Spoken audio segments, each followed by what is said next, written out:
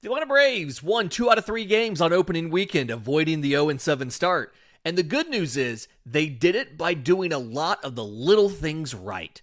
Let's talk about it.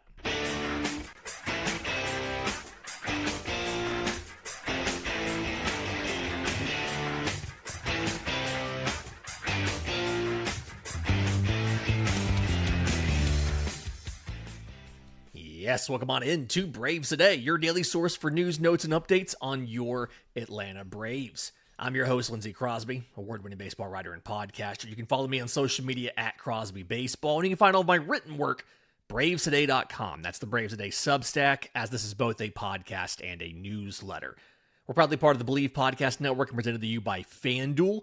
Download the FanDuel app or go to fanduel.com to get started. A little bit later in the show, I want to preview the Athletics. We're going to see them for 3 games starting tonight in Truist Park. And I want to give relay some of the really encouraging injury updates that we have received in the last couple days about some missing Braves players. But before we do that, let's talk about the weekend. The Braves go 2-1 on the weekend. They win the opener 6-0 on Friday night. They get a walk-off on Saturday 6-2.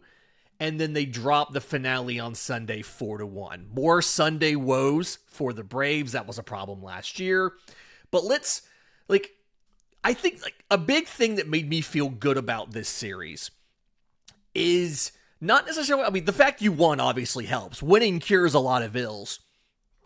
But just the Braves being, the players playing like we know they can, and then not all, but a lot of the little things being done. So, starting off with this, one of the most encouraging parts of this to me is the fact that Ozzie Albies, Austin Riley, Michael Harris, all 3 of those guys in the first 3 games of the season have 4 hits. I think that's a big deal. We saw last year Austin Riley. It wasn't the same Austin Riley that we saw. He's 4 for 11 with a walk and a run scored so far this season. Ozzie Albies is 4 for 11 with 2 runs, an RBI, and a homer. More importantly, he's walked once. He's not struck out once. And Michael Harris is 4 for 11, 3 RBI. He does have 2 strikeouts, and at least one of them was a pretty ugly bit of chase, which was the big problem for him. But them being able to do what they've done, and Walt Weiss putting them in positions to be successful. We saw what the Friday series opener looked like with Ozzie Albies batting in the 3-hole. And, Walt Weiss explained exactly why he did it. Quote, "I wanted to put him in position to get as many right-handed at-bats as possible. And, they're going to target Olsen, Baldwin with their lefties, so there's a price to pay with Albies sitting there in between them." And in fact, he did. Very first inning, Ozzie Albies hits a home run, right? First home run of the season came from Ozzie Albies. Finished the game with 2 hits, 5 total bases, and again, 4 hits on the weekend. But and how all of these things kind of go together, right? You put Ozzie at 3, that means Matt Olson bumped back to 4, and that put Austin Riley at 5. And Weiss said that, he was fine with that. Quote, "I do like Riley in that 5th spot. I think there's some RBIs there." He didn't get any RBI on Friday, but he had 3 hits and he scored a run. He was on base a lot so that the bottom half of the lineup always was getting pitches out of the stretch.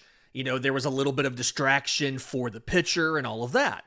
Kind of a big deal. Doing some of the little things right. We talk about the little things. Base running. We did see 2 notable issues with base running. We saw Ozzie Albies get caught stealing. We saw Michael Harris get picked off of first base. That was the 8th inning on Saturday. They still won that game. But outside of the stolen base stuff, we've seen the base running for the most part go really well for the Braves in the first 3 games of the season. There's been multiple situations where the trail runner was able to advance. Michael Harris had a single on Saturday.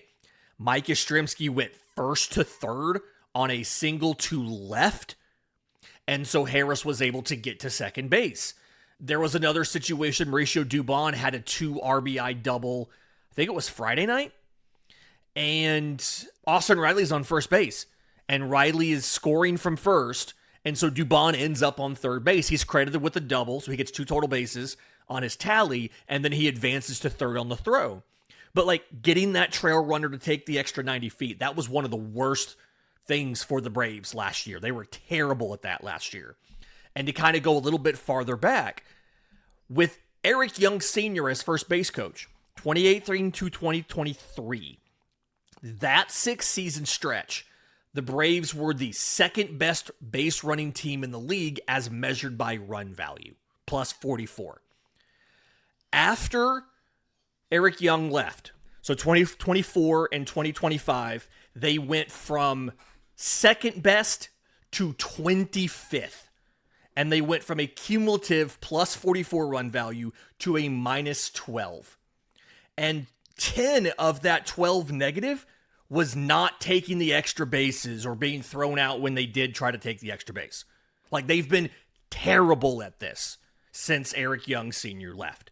And Walt Weiss has talked a lot about wanting to be more aggressive, both on the base pass and at the plate. And we saw some of that. And by the way, I broke down all of the aggressiveness stuff on today's newsletter over at bravestoday.com. So go check that out. We've seen some really good defense in this series. Game 1 with a lefty on the mound and Cole Reagans. Mike Yastrzemski was not in the lineup. Eli White was. We saw him make a fantastic diving catch. If I remember right, that came in, I think when I checked it on Saturday, it was a 20th or 25th percentile catch. So it wasn't necessarily, it's not common that catch is made, right? Austin Riley was playing in a defensive shade. They don't shift anymore. You can't really shift, but they now call them defensive shades. He was playing, in essence, playing shortstop, and Mauricio Dubon was playing just off the second base bag. Up the middle, Riley made a diving snag of a liner that is more likely than not, like expected batting average was over 500. It's usually going to be a base hit when there's a shortstop there trying to field the line drive. He's a third baseman, made the diving catch a little bit later in the game. We saw Mauricio Dubon look fantastic at short in the 2 games that he played. I'll get to that in a second. You know, he had a Derek Jeter-esque in-the-hole jump throw to get Maikel Garcia at first base. Maikel Garcia is a good runner, so it's not like he had a catcher he was trying to catch there. We saw Ronald make a diving catch. We saw Ronald get to a couple balls, you know, moving to left, like moving laterally left or right, that I feel like he doesn't always necessarily get to, or he hasn't in recent seasons. Really good defensive play for the most part. We did see Jorge Mateo on Sunday. He got a start at shortstop.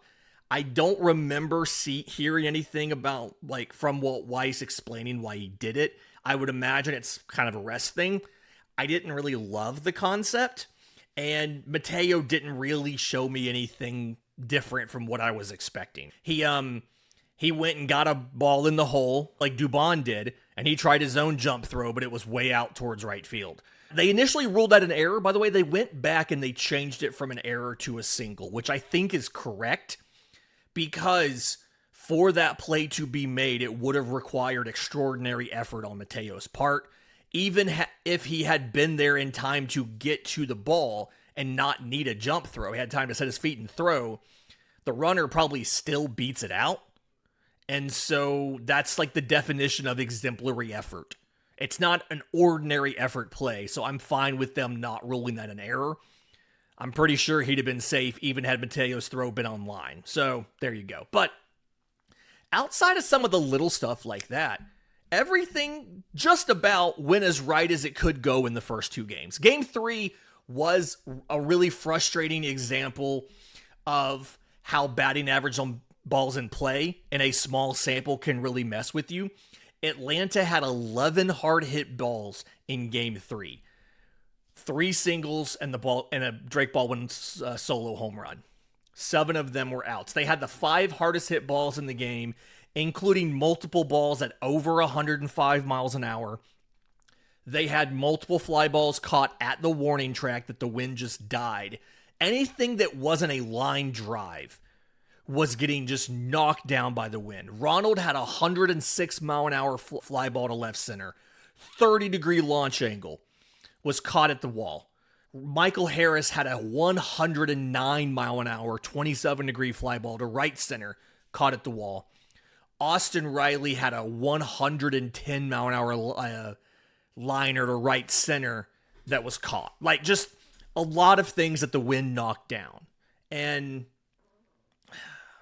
I actually felt okay with the loss. I don't love a loss, but I felt okay on Sunday with it and kind of the whole weekend because of the process, right? The Braves, especially on Sunday, didn't strike out a lot. They put a lot of balls into play, and a lot of those balls were well-hit baseballs. And that is a repeatable process. And more times than not, especially when it warms up, those balls are going to be hits. They're going to be extra base hits. They're going to be home runs. You're going to get the performance off of those. It's more reliable to do that than it is to do a lot of what the Royals did. They had a lot of softer hit baseballs. I think it was the first 5 innings. They had 3 runs on 5 hits, multiple singles in the 80s, a low 90s double. They did have a home run. It was a line drive to right, under 100 miles an hour, but it was a line drive, not a fly ball, and so it didn't get knocked down by the wind, right? Like, their expected batting average the first couple innings was like a 173 on the batted balls they put into play, but they happened to fall, right? They happened to fall between defenders, or they happened to not get knocked down by the wind because they were hit to right and not right center or left center. Wind was blowing from the left field foul pole to the right field foul pole. So anything that you hit to left center was flying into the wind. Anything you hit to right center was being pushed by the wind, but not being pushed from behind. It was being pushed kind of from the side, and it would drift a little bit and just kind of die. So I still feel really good about the process the Braves showed this weekend. They showed the patience. They showed, like, they weren't striking out a ton on Sunday. They did struggle with Seth Lugo. I'm sorry, with Michael Wacha on Saturday. They didn't strike out a ton on Sunday. They have a lot of balls in play, and those are going to fall if you keep doing things like that. In just a minute, injury updates. We got some really good news about 2 of the 3 hurt players. Some much-needed reinforcements for the Braves. We'll talk about that next, right here on Braves Today. But first, today's episode is brought to you by our friends at IQ Bar, our exclusive snack, hydration, and coffee sponsor. It's IQ Bar protein bars, IQ Mix hydration mixes, and IQ Joe mushroom-infused coffee. It's the delicious, low-sugar brain and body fuel you need to win your day.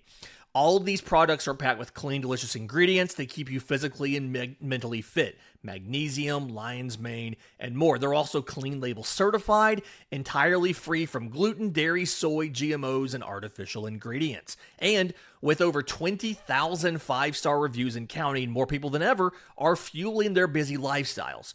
With the body and brain boosting bars, the hydration mixes, and the mushroom infused coffees, and the ultimate sampler pack includes all 3. Right now, IQ Bar is offering Braves Today listeners 20% off of all their products, including the Ultimate Sampler Pack, plus free shipping. To get that 20% off, text MLB to 64000. That's MLB to 64000. That's MLB to 64000. Messages and data rates may apply. See terms for details. Welcome back to Braves Today. Lindsay Crosby. You didn't have bad pitching performances over the weekend. Like, all 3 Braves starters did what you needed them to do, and nobody was a liability. And I think that was probably the biggest thing we were concerned about. Chris Sale, 6 scoreless innings, 3 hits, 3 walks, 6 strikeouts. Reynaldo López, 6 innings, 3 hits, 1 run, 2 walk, 3 strikeouts. His velocity looked fine. Everybody that was kind of really, I was worried after that 89 mile an hour fastball in his final spring training start. He was fine. Mid 90s. He was in the 96s a couple times. Not a big deal. Grant Holmes, 5 innings, 3 runs on 5 hits, 2 walks, 4 strikeouts. not the best performance, but good enough to win had you been able to score runs on Sunday, had you hit your fly balls with a little lower launch angle as line drives instead of fly balls. So really not bad, but you still may be getting some reinforcements coming. Alex Anthopoulos went on MLB Network Radio on Sunday, and he talked about the Strider injury not being as bad as the one Sean Murphy had in 2024. And he kind of explained like some of the anecdotal, probably not the right way to explain it, some of the symptoms that Murphy had. Like Murphy said, like it took 4 weeks for him to get to the point where he could sneeze or cough without having pain in his side. And according to Anthopoulos, quote, Strider didn't have any of those symptoms at all. It was mild, and I think it'll be sooner rather than later that you see him back. According to Walt Weiss, Spencer Strider doesn't even feel the oblique issue, and this is at the time they put him on the IL. Wasn't even feeling the oblique issue unless he was trying to pitch. Like he could, normal life, he was fine. Even when he was, like tossing, it wasn't a big deal. It was only when he was actually going with effort and pitching that he would feel the oblique. So AA officially believes he'll be back, quote, sooner rather than later, which is a good thing. We also got a really good update from Alex Anthopoulos on Sean Murphy. He's scheduled to begin a rehab assignment on April 8th. And this is something where he's doing baseball activities. He's been doing all of this just fine. He's on a progression. So it's like, how much can he do before he has to shut it down for the day? But going on the rehab assignment on April 8th, there's a time frame on these. MLB rehab assignments for position players are for only 20 days. And the thing about Sean Murphy going out on a rehab assignment on April 8th is historically, he has not had very long rehab assignments. When he goes on one, they tend to be short. Last season, his rehab was supposed to be, initially they said it was going to be around a week or so. It was 3 days. 3 games. He played on April 1st for Gwinnett, 1 for 4 with a homer and 2 RBI. Then he went 1 for 3 on April 3rd. Like he had a day off after that game. 1 for 3 on April 3rd, playing catcher. And then 0 for 3 on April 4th. And that was it. He was done. From that point, he was back in the majors. He didn't actually get back into a game until April 8th.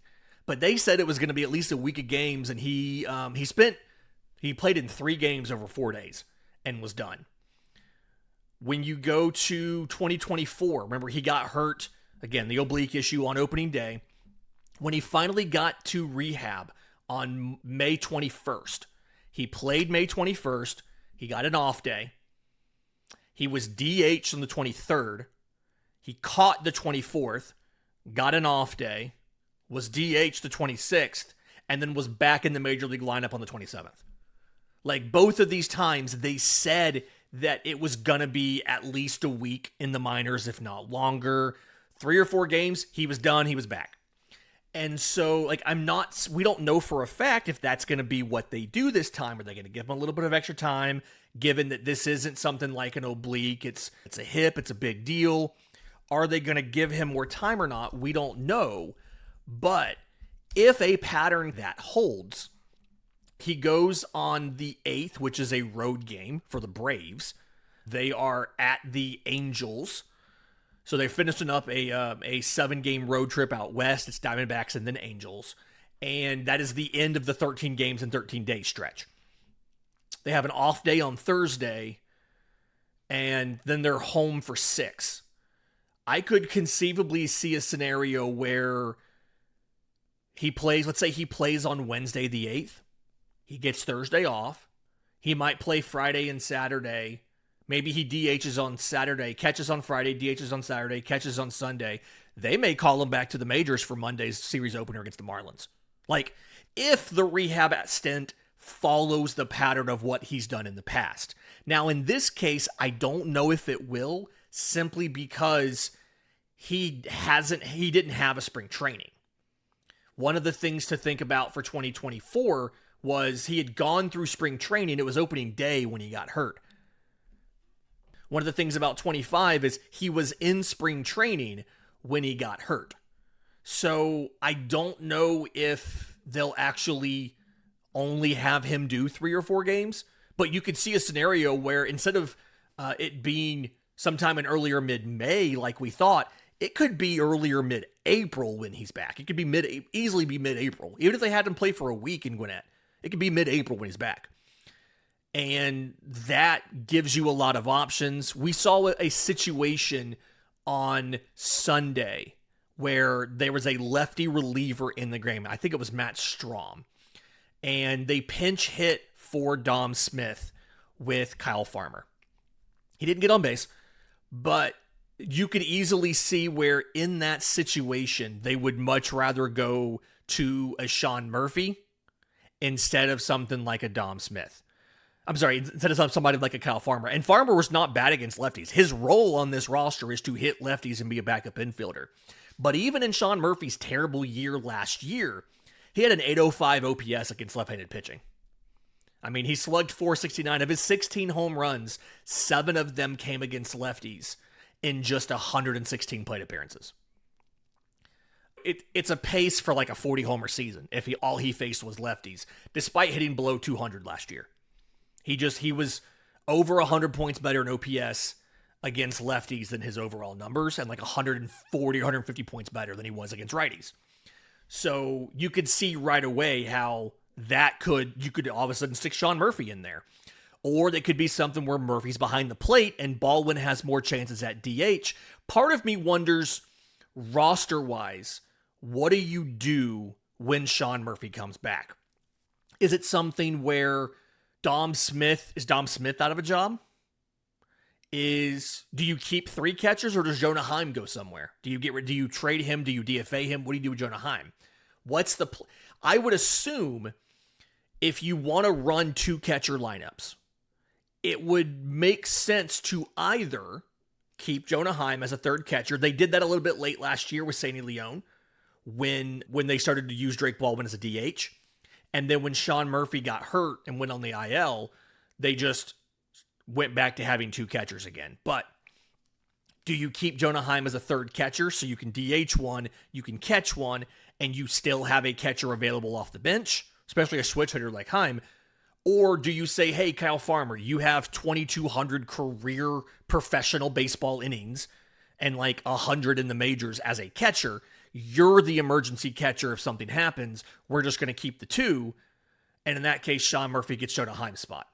I don't really know what's going to happen. I'm kind of curious about that there. Ha-Seong Kim, little bit of a more undefined return, right? His rehab stint is likely going to be later in April, so he's probably going to come back in May. From what I understand, he's a little bit behind where Sean Murphy is in the doing baseball activities part of all of this. So he's probably going to be a little bit later. I do legitimately think that when Ha-Seong Kim comes back, that's probably the end of the road for Jorge Mateo. And clearly Weiss thought differently, at least on Sunday, but I always viewed Jorge Mateo as more of an emergency option. As much as I wanted him on the team in the offseason, the more I watched him in spring, the more it felt like he's got the physical tools as far as the speed and everything, but the consistency of the defense, the lack of offense from him, he's just not really doing much for you. Again, he has the potential, but it's just not there.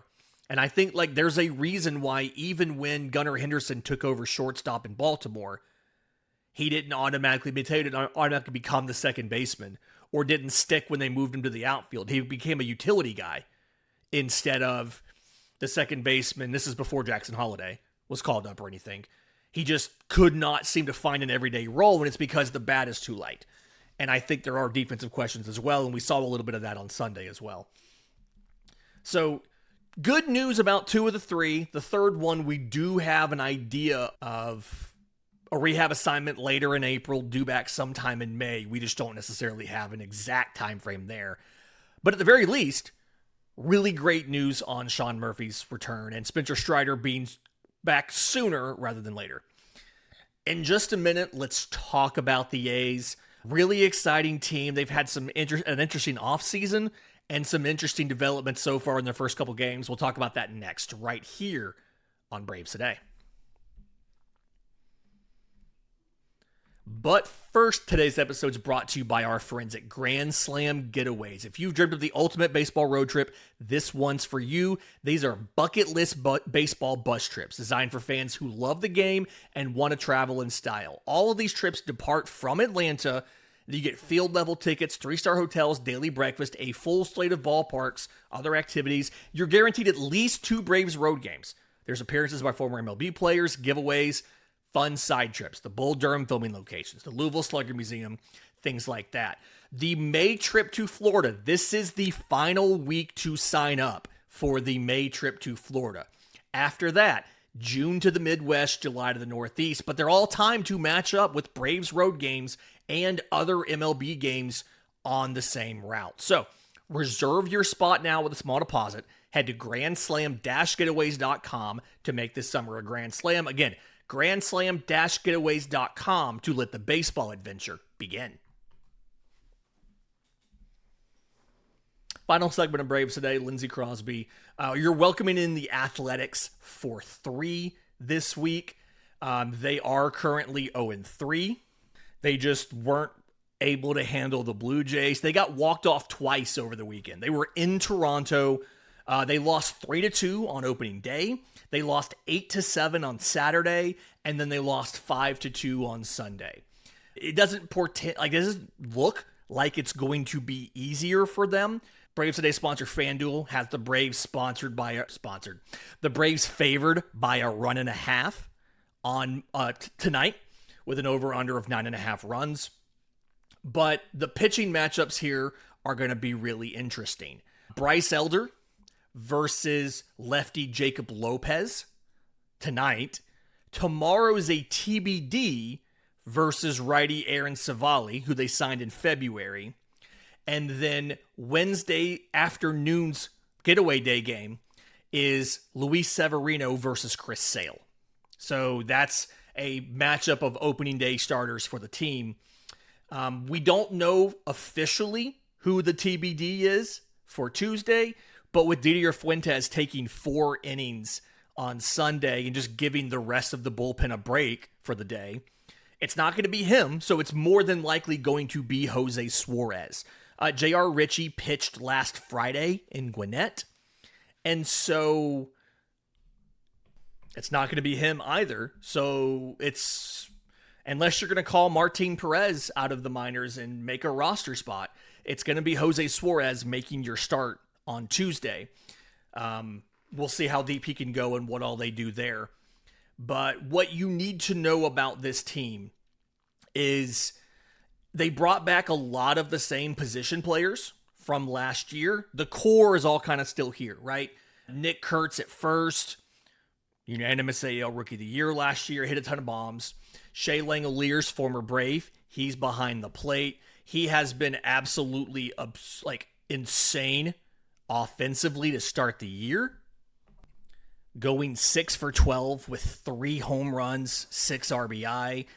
The only other Athletic who even has a home run is infielder Max Muncy. Not that Max Muncy, a different Max Muncy who has 1.